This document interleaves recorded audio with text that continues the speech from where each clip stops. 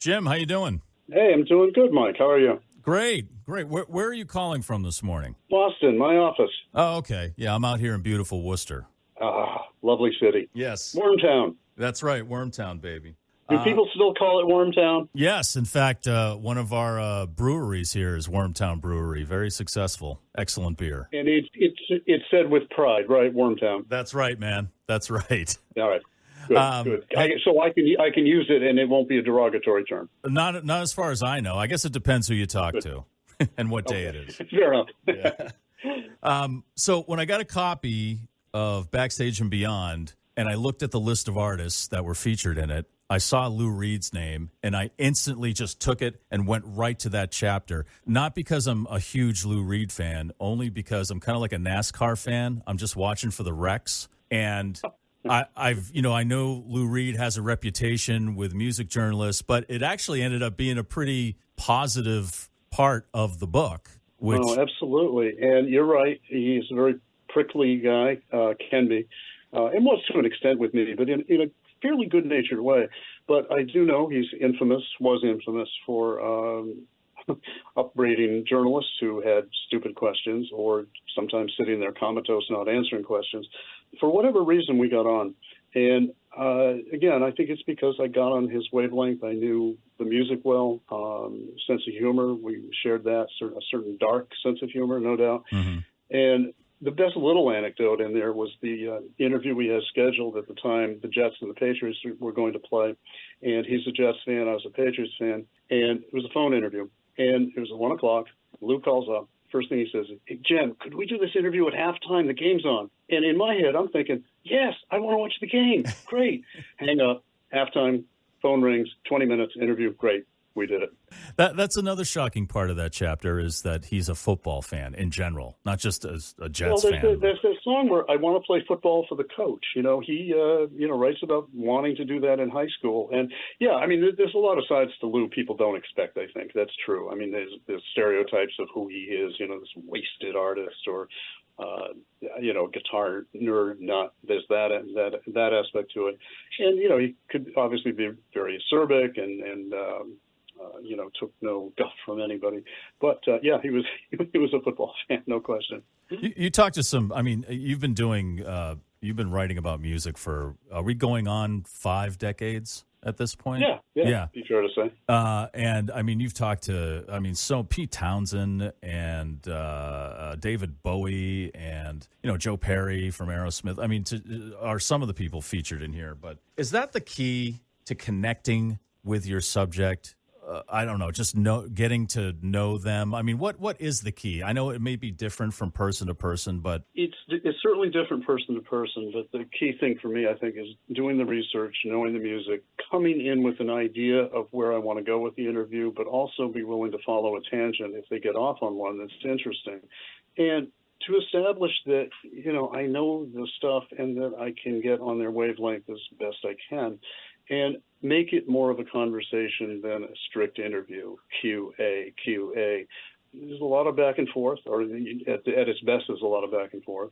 And, I'm not afraid to challenge them on a point, I think. And I think most of the people I talked to were happy to be challenged. And, it wasn't just a softball. These weren't just softball interviews. I mean, it wasn't like I was an investigative reporter, really. But, we got to some tough places sometimes.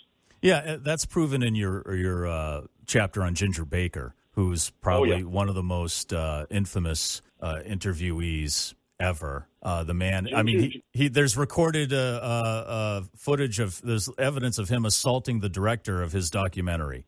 Oh, yeah, that's right. Beware of Mr. Baker, the documentary, right there at the beginning, I believe, right? Yeah, I kind of knew what I was getting into there, and it was a contractual obligation he had with his record company. He had to do the interview. He no doubt didn't want to. He was in London, I was in Boston, and, it was a pulling teeth kind of thing. Plus, he can't hear. So every time I would ask a question, his first answer was usually, "What?" And then I would repeat it, and then he'd say, "What?" And then we'd repeat it again. And then he'd go to usually like a 1-word or 2-word dismissive answer of the question. His basic point of view was he didn't like or respect anybody who didn't drum with the ability that he had, and that narrowed the world down to about 3 people. And I wasn't one of them. What's sort of interesting is, I mean, I don't take his dislike for me or my interview personally. He didn't like anybody, and frankly, I think I did as good a job as I could. And I put it in the book, mainly, it's funny. I mean, it was difficult to do, but I think it's a very humorous interview for people to read. And I think people can feel me squirm as you're reading the answers with me trying to kind of coax some information out of this guy who clearly wants anything. He wants to be doing anything else with this. It is. It's one of the one of the more entertaining chapters in there. And it is. And I it's you'd rather, as someone who's done a lot of interviews, nearly not many as you, but it's way better to have someone like that than just yes and no answers through the whole thing. Because at the end of the day, well, he did a lot of yes and no, but he's a legend, and I knew while it was going on that it was going to work as a story. Even with the little information he gave me, I said, this is going to be a fun story to write. Right. And it was, and it was fun to revisit for this book as well.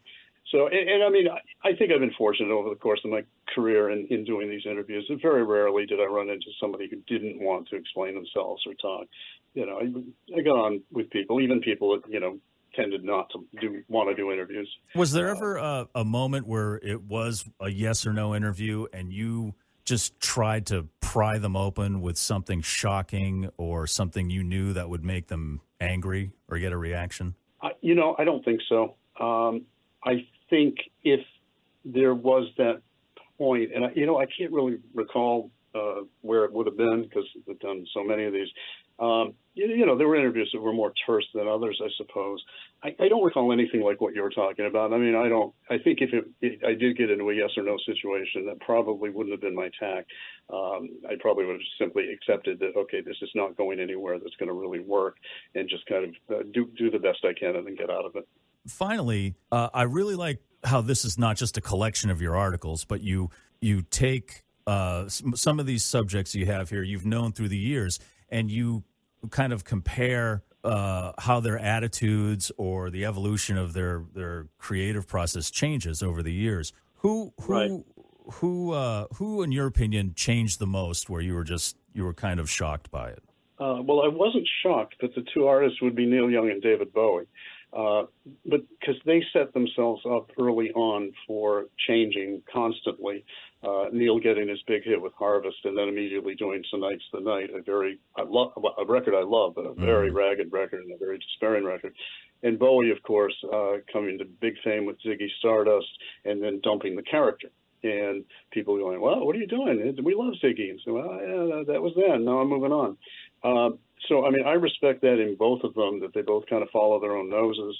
Neil off to country or rockabilly or electronic music, if you wanted to, and Bowie, into playing the stadiums, doing the greatest hits tour, and then leaving his solo career to join a band, Tin Machine, with former Boston guy Reeves Gabrels. Yeah. And, so that, I mean, I have immense respect for artists who can shift genres and take those leaps and are willing to, roll the dice, really, and lose fans. And sometimes they did. Neil certainly did, and Bowie certainly did. It was kind of like, okay, that's the cost of doing business. Well, I don't think they, in their cases anyway, they wouldn't have been around as long as they have if they didn't. I think both would agree with that. That was essential to who they were, who they are, were in Bowie's case, obviously, and it's sort of it's built into their DNA.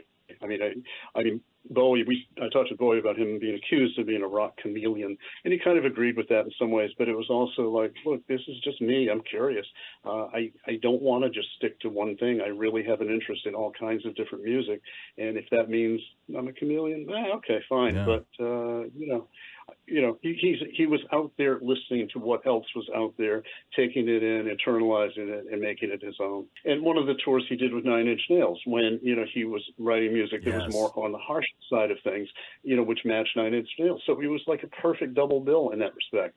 And what a great move to sort of slide into their territory. This great artist kind of going where Nine Inch Nails is going and making a tour work that way. Well, Jim Sullivan, thanks for taking the time today. Backstage and Beyond Volume 1 is an excellent read. Looking forward to Volume 2, which is still coming out in October. And this Pretty much. The first volume goes from people who started in their 50s through the mid 70s, and the second one picks up mid 70s.